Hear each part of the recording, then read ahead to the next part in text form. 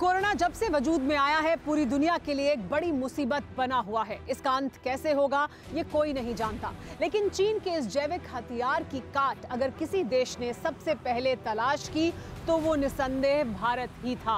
भारत ने कोरोना जैसे कालनेमी को शिकस्त दी। साल 2021 में कोरोना से भारत ने किस तरह से युद्ध लड़ा वो भी देखने लायक है।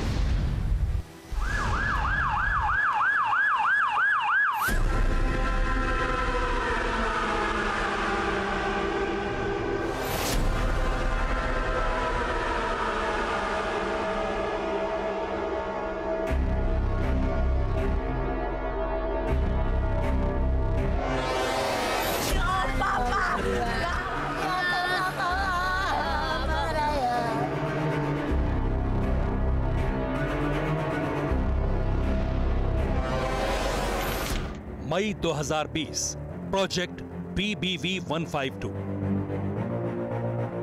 अदृश्य वायरस का खौफ पूरे देश में पसरा था।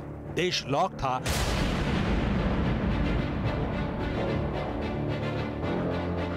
लेकिन देश में लॉकडाउन के बीच इंडियन काउंसिल ऑफ रिसर्च और नेशनल इंस्टीट्यूट ऑफ वायरोलॉजी ने एक वायरस पर प्रयोग की इजाजत दी। यह प्रोजेक्ट BBV-152 था, जिसका मकसद कोरोना से इंसानों को रक्षा कवच देना था। देश को ऐसे अनुष्ठान की शिद्दत से दरकार थी। खुद प्रधानमंत्री Narendra Modi vaccine research institute गए।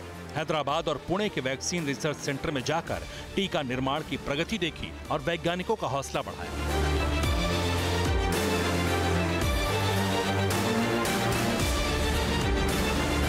वैक्सीन निर्माण के बाद करीब 6 महीने तक 3 चरणों में क्लिनिकल ट्रायल चला।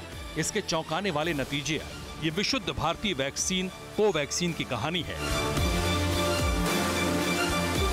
जिसे ICMR के साथ मिलकर हैदराबाद की भारत बायोटेक ने तैयार किया।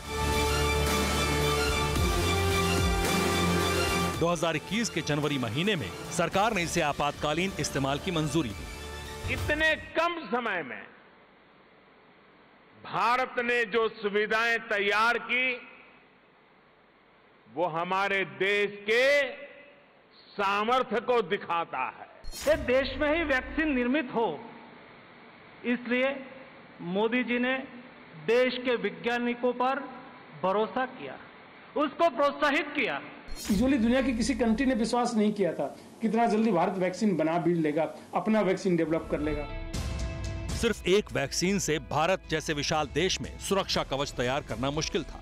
वैक्सीन का प्रोडक्शन और डिस्ट्रीब्यूशन एवरेस्ट फतेह से कम नहीं था। इसके लिए ऑक्सफोर्ड और एस्ट्राजेनेका कंपनी ने भारत की वैक्सीन बनाने वाली company serum institute of India से समझौता किया। मेक इन इंडिया के तहत पुणे की सीरम इंस्टीट्यूट ने कोविशील्ड वैक्सीन बनाई। भारत ही नहीं, दुनिया भर में इस टीके की डिमांड होने लगी। 16 जनवरी 2021 की तारीख के साथ विश्व का सबसे बड़ा टीकाकरण अभियान शुरू हो गया। दुनिया का सबसे बड़ा और सबसे तेज टीकाकरण अभियान भारत ने जो कर दिखाया वो हमारी संकल्प शक्ति, हमारे सेवा भाव, हमारी एकजुटता का प्रतीक है। डेवलपमेंट, क्लिनिकल ट्रायल, उसके सारे रिसर्च यहाँ पे हुए, यहाँ के लोगों पे हुए। इफिकेसी बताया गया कि हाँ वैक्सीन सेफ भी है, इफेक्टिव भी है, और फिर जो है यहाँ पे लॉन्च किया गया।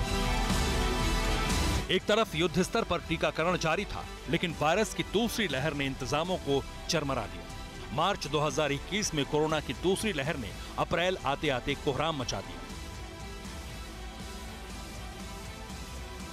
महामारी की आंधी से जिंदगियां जार-जार हो गईं। दवाई, ऑक्सीजन, अस्पताल में बिस्तर, ICU, वेंटिलेटर, सबकी किल्लत हो गई। कोरोना के साथ ब्लैक फंगस, व्हाइट फंगस के हमले से त्राहिमाम मच गया।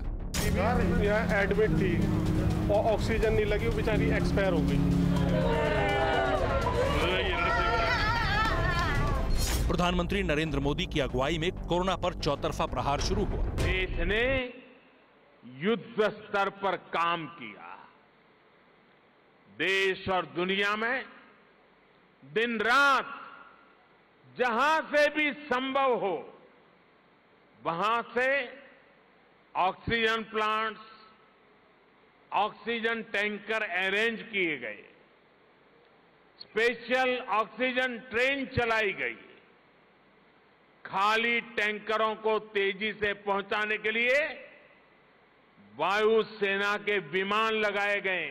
स्वयं प्रधानमंत्री जी ने फॉलोअप लिया, प्रधानमंत्री कार्यालय लगा, सभी मिनिस्ट्री लगी, राज्य सरकार भी उसके साथ लगी। एक होल गवर्नमेंट कैसे चल सकती है उसका बेस्ट एग्जांपल हमारे प्रधानमंत्री जी ने स्थापित किया। 45 से ऊपर आयु वर्ग के लिए केंद्र सरकार की मुफ्त वैक्सीन अभियान में 1 मई से 18 वर्ष से ऊपर के लोगों को जोड़ा गया। योजनाओं के माध्यम से लाभार्थियों को कैशलेस और पेपरलेस स्वास्थ्य सुविधाएं मुहैया करवाई जा रही हैं। भारत में कोरोना वैक्सीन की 88 करोड़ से अधिक डोज लग चुकी है।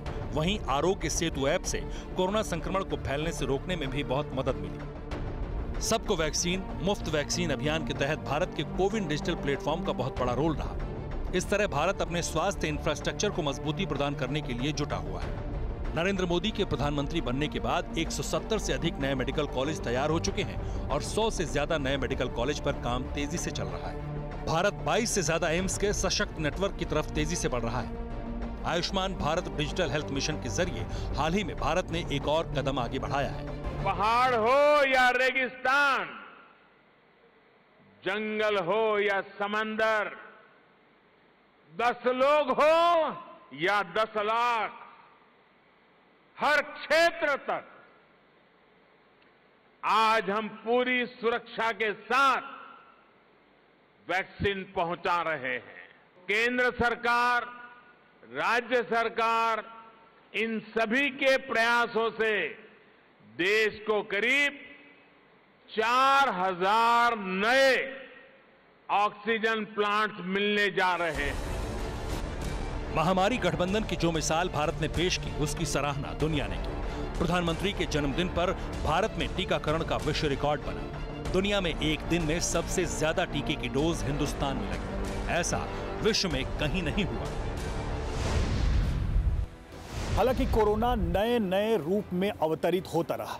2022 में कोरोना के ओमिक्रॉन वेरिएंट से मुकाबला और पूरा भारतवर्ष इसके लिए तैयार है।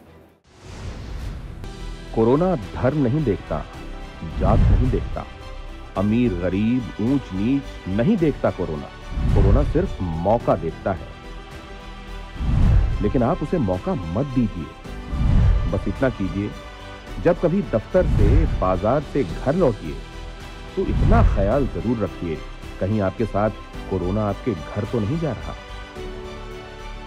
भूलिए मत, कोरोना अभी जिंदा है।